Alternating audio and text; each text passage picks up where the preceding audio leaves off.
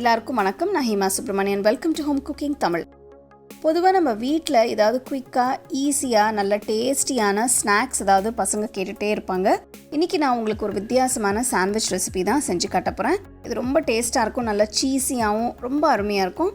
So வாங்க இது எப்படி செய்கிறதுன்னு பார்க்கலாம்.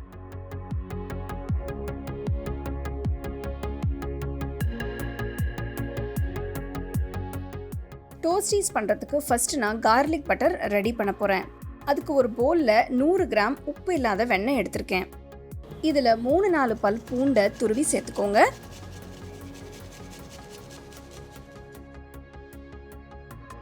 நெக்ஸ்ட் 1 டீஸ்பூன் சில்லி ஃப்ளேக்ஸ், கொஞ்சமாக உப்பு சேர்த்து நல்லா மிக்ஸ் பண்ணுங்கள். உங்களுக்கு பிடிக்குமென்னா நீங்கள் இட்டாலியன் சீசனிங் கூட சேர்த்துக்கலாம்.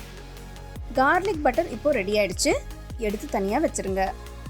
நெக்ஸ்ட் 200 கிராம் மாட்சரெல்லா சீஸை மீடியம் சைஸ் கிரேட்டரில் துருவிக்கோங்க. சீஸை துருவினதும் எடுத்து தனியாக வச்சுருங்க. அடுத்து டோஸ்டீஸ்க்கான ஃபில்லிங் ரெடி பண்ணிக்கலாம். அதுக்கு ஒரு பவுலில் 1 கப் வேக வச்ச சோளம் போடுங்க. 1 கப் சிவப்பு குடமிளகாய் பொடியை நறுக்குனது, 1 கப் பச்சை குடமிளகாய் பொடியை நறுக்குனது, 1 பெரிய வெங்காயம் பொடியை நறுக்குனது, 2 பச்சை மிளகாய் பொடியை நறுக்குனது. உங்களுக்கு பச்சை மிளகாய் வேண்டாம்னா நீங்கள் சேர்க்க வேண்டாம். நெக்ஸ்ட் கொஞ்சமாக பொடியாக நறுக்கின பூண்டு, 1/2 டீஸ்பூன் உப்பு, 1 டீஸ்பூன் மிளகுத்தூள், 1 teaspoon Italian seasoning, 1/2 teaspoon chilli flakes, 1 cup துருவன மாட்சரெல்லா சீஸ் போடுங்க. அடுத்து கொஞ்சமாக பொடியாக நறுக்கின கொத்தமல்லி சேருங்க. எல்லாம் சேர்த்து நல்லா மிக்ஸ் பண்ணுங்க. பாருங்க, பார்க்கவே எவ்வளோ கலர்ஃபுல்லாக இருக்குன்னு. எல்லாம் சேர்த்து நல்லா மிக்ஸ் பண்ணதும் எடுத்து தனியாக வச்சுருங்க. டோஸ்டீஸ் பண்ணுறதுக்கு எல்லா இன்க்ரீடியன்ஸையும் ரெடி பண்ணியாச்சு. இப்போ நம்ம டோஸ்டீஸ் பண்ண ஆரம்பிக்கலாம். அதுக்கு 2 பிரெட் ஸ்லைஸை எடுத்துக்கோங்க. உங்களுக்கு பிடிச்ச பிரெட்டை நீங்கள் யூஸ் பண்ணிக்கலாம். 2 பிரெட் ஸ்லைஸ்லேயும் வெண்ணெயை தடவுங்க. ரெடி பண்ண ஃபில்லிங்கை கொஞ்சமாக ஒரு பிரெட் ஸ்லைஸ் மேலே வைங்க. இன்னொரு பிரெட் ஸ்லைஸை மேலே வச்சு க்ளோஸ் பண்ணுங்க. இப்போ நம்ம சாண்ட்விட்சை டோஸ்ட் பண்ணிக்கலாம். பேனில் கொஞ்சமாக வெண்ணெயை தடவி மெதுவாக ரெடி பண்ண சாண்ட்விட்சை பேனில் வைங்க. மேலே கொஞ்சமாக வெண்ணெயை தடவி பேனை மூடி வச்சு கொஞ்ச நேரம் டோஸ்ட் பண்ணுங்க. அடுப்பு மீடியம் லோ ஃப்ளேம்லேயே மெயின்டைன் பண்ணுங்க.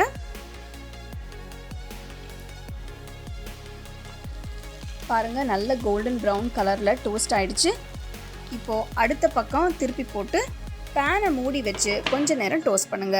அப்போது உள்ளே இருக்கிற காய் வெந்து சீஸும் நல்லா உருகிடும். பாருங்க, சீஸ் நல்லா உருகிட்டு பார்க்கவே எவ்வளோ சூப்பராக இருக்குன்னு. இது ரொம்பவே சிம்பிள் அண்ட் ஈஸியான ஒரு ரெசிபி. பசங்க ரொம்பவே விரும்பி சாப்பிடுவாங்க. ஈவினிங் டைம் ஸ்நாக்ஸுக்கு ஏதாவது குயிக்காக செய்யணுன்னா கண்டிப்பாக இதை ட்ரை பண்ணி பாருங்கள். நீங்கள் உங்களுக்கு பிடிச்ச எந்த காய் வேணாலும் ஆட் பண்ணிக்கலாம். நான் இன்னைக்கு இதை கெச்சப்போட வச்சு சர்வ் பண்ண போகிறேன். நீங்கள் இதை அப்படியே கூட சாப்பிட்லாம். நான் பண்ண மற்ற சாண்ட்விச் ரெசிபீஸோட 2-3 லிங்க்கை நான் டிஸ்கிரிப்ஷனில் தரேன். அதை பார்த்து கூட நீங்கள் செய்யலாம்.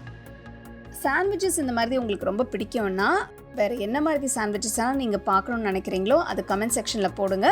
நான் முடிஞ்ச அளவுக்கு உங்களுக்கு செஞ்சு காட்டுறேன். கண்டிப்பாக இந்த ரெசிபி நீங்கள் ட்ரை பண்ணி ரசித்து சாப்பிடுங்க.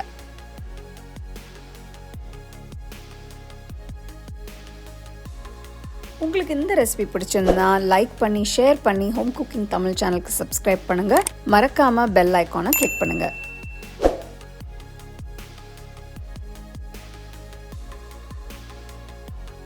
The second edition of our home cooking book is now available on our website 21frames.in.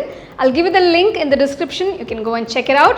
The book is currently available only in India for now, so you can place your orders on 21frames.in.